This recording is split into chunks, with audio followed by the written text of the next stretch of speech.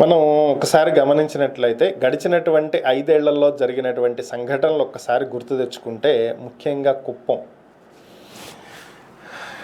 YSR Congress party అధికారంలో ఉన్నటువంటి సమయంలో వై నాట్ 175 151 ఇప్పుడు గెలిచాము, వచ్చే ఎన్నికల్లో 175 ఎందుకు గెలవకూడదు అని చెప్పి మాట్లాడినటువంటి సంఘటనలు. కుప్పం కూడా మేమే గెలవబోతున్నాము, ఈసారి చంద్రబాబు కుప్పంలో ఓడిపోబోతున్నాడు, పని అయిపోయింది, చంద్రబాబు సర్దేసుకుంటున్నాడు అని చెప్పినటువంటి సంఘటనలు. ఆ భయంతో ఒకటికి 2 సార్లు చంద్రబాబు కుప్పం వెళ్తున్నాడు. గతంలో ఎప్పుడు కుప్పం మొహం చూసి ఎరగడు, ఇప్పుడు అదే పొలోమని కుప్పం పరిగెత్తుతున్నాడు, బహిరంగ సభలు పెడుతున్నాడని ఎన్నోసార్లు విమర్శించినటువంటి పరిస్థితి. ఇక స్థానిక సంస్థల ఎన్నికల్లో అయితే నేను పేర్లు చెప్పను కానీ ఒక ఎంపీటీసీ గెలిపించుకోలేకపోయారు.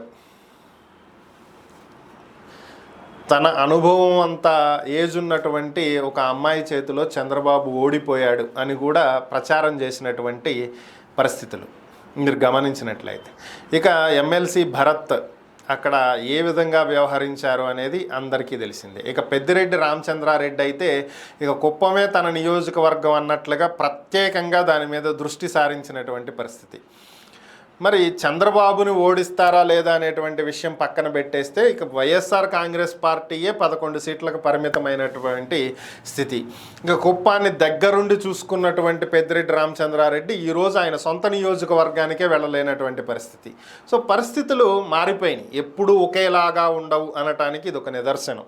అయితే ఇప్పుడు ఈ సోదంతా ఎందుకు చెప్పాల్సి వస్తుంది అంటే, ఒక 2 రోజుల క్రితం స్థానిక సంస్థల్లో వైసీపీ తరపున ఉన్నటువంటి నాయకులు, సర్పంచులు కావచ్చు, ఎంపీటీసీలు కావచ్చు, ఎంపీపీలు కావచ్చు, వీళ్ళందరూ కూడా చంద్రబాబు సమక్షంలో ఇటీవల టీడీపీలో చేరటం జరిగింది.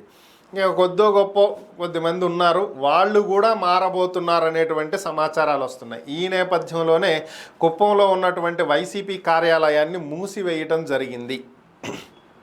ఇక పార్టీకి సంబంధించినటువంటి నాయకులే లేనటువంటి పరిస్థితుల్లో ఇక ఎమ్మెల్సీ భరత్ ఉన్నప్పటికీ కూడా ఆయన ఎంతవరకు ప్రతిఘటించగలుగుతారు, ఎంతవరకు ఏదైనా చేయగలుగుతారు? పరిస్థితి అలా లేదు కదా.